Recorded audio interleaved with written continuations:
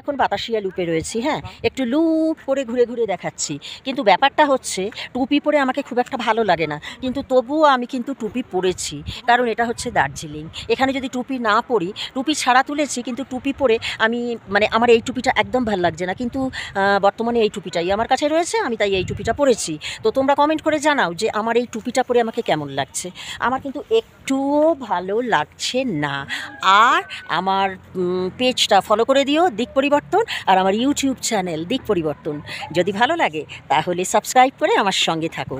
আর তাহলে আমি আমি যা করি না, যা ভালো লাগে যা ভালো লাগে না, আমার ভালো লাগছে বাতাসিয়া লুপে একটু কথা বলতে, মানে তোমাদের সাথে, তোমাদের সঙ্গে তো আসিনি, তাই তোমাদের সাথে কথা বলতে ভালো লাগছে, তার জন্য আমি বলছি, বক বক বক বক বক বক করছি।